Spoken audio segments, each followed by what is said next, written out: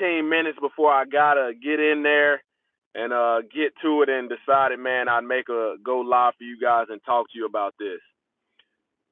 Death is a billion-dollar industry.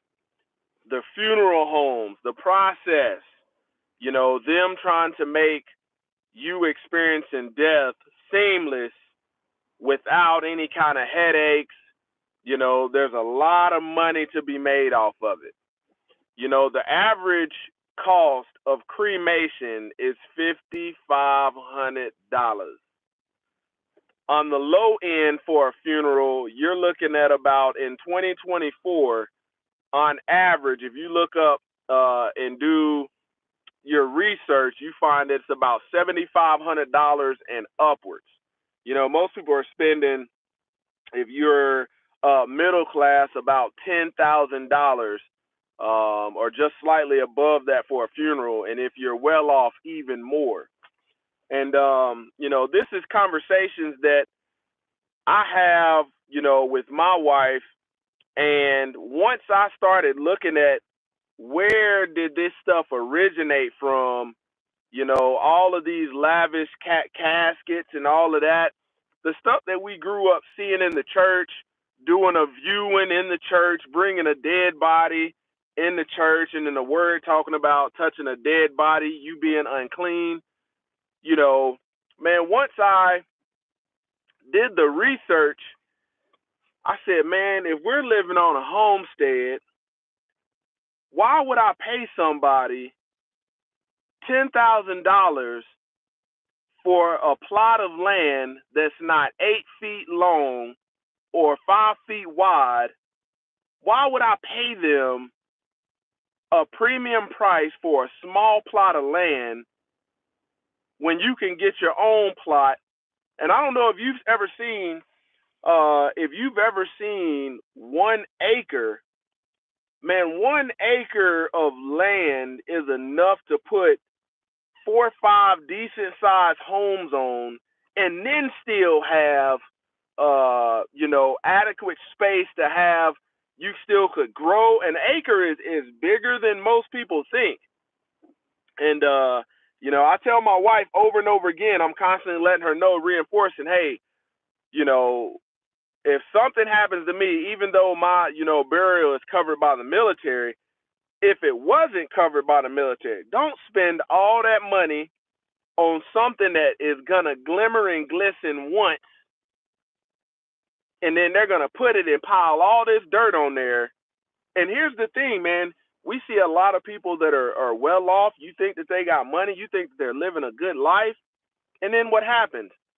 They die, and next thing you know, you see this GoFundMe, some of which is scams, and then some of which is this person really didn't have anything, couldn't cover the expenses, never planned on dying. And that's one thing you can guarantee.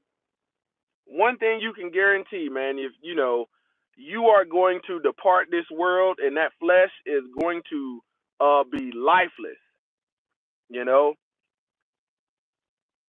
And it's never, in this latter part of my life, it's never made sense to spend, picking out these different caskets, and they got all these different options, and honestly, they take advantage of people, because you say, well, I want them to have the best. And that's the mindset. They know they can sell you on this and get you to finance this stuff, get you to beg and borrow from people. They don't care if you go in debt. They didn't care if you lived in debt. Chances are they'll support you being dead and passing debt on to your family with a funeral home. And here you are in the ground, dead and gone, and you got family members working and slaving trying to pay off this debt. The Bible says, return to the old paths. Man, there was once a point in history where people actually had owned their own land. Somebody would die. They would take a wooden box and put that person in there and bury them. Do a burial side ceremony, But nowadays, you got to think, man, a lot of these, you got some churches that don't charge for people to come in there. But even when we look biblically, we don't see this stuff that goes on. We don't see this ear tickling of people living completely lawless and then being counted as righteous as soon as they're dead. It's like once you look into the origins of it, you say, man, and there's preachers out there that do funerals for hire. A lot of people don't know this.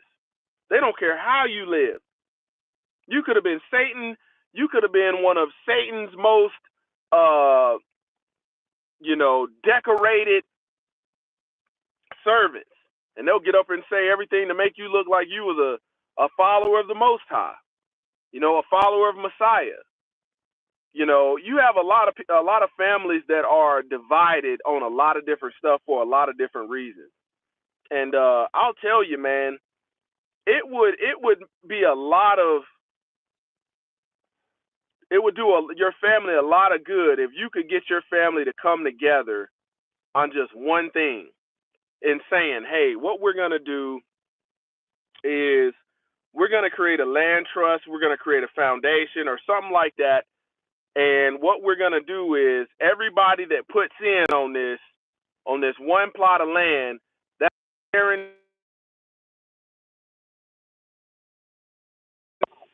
for us to be able to have a place for our loved ones to rest and we don't get taken advantage of.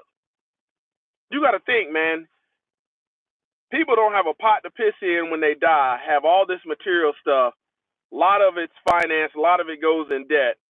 And then you can go to Lowe's and get some wood and some wood stain, and build something just like they did in the old days. But people are so disconnected with the process that they think that that's something wrong with it, and that's the way for generations. Here's another one, man. The funeral homes make a lot of profit off of death, and they get a lot of tax breaks that your family could be getting. When you bury somebody on private property, especially when it's outside of city limits, okay, if you and your family had, say for instance, if y'all acquire 10 acres or even an acre starting off, and you bury a loved one on that property, it changes like the zoning code of it. It reduces your property tax, and it can't be taken from you. But here's where the funeral home gets the tax break. They'll buy all this land and say it's for funeral purposes, owned by the funeral home. And you'll be paying this premium price for them to get the tax breaks. Do your research, man. Look at how the Egyptians did their burial, process, and how they did this parading around this big show.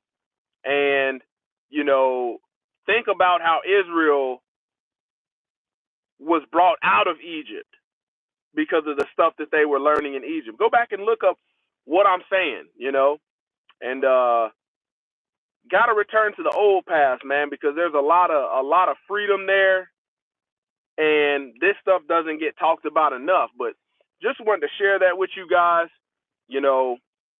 I plan on going. My family knows that, hey, how I want to go out. They also know that we got space for other people to go, and you don't have to spend all this money to pretty much just go in the ground and turn into compost, So just want to share that with you guys, man. Hope you guys have a blessed day.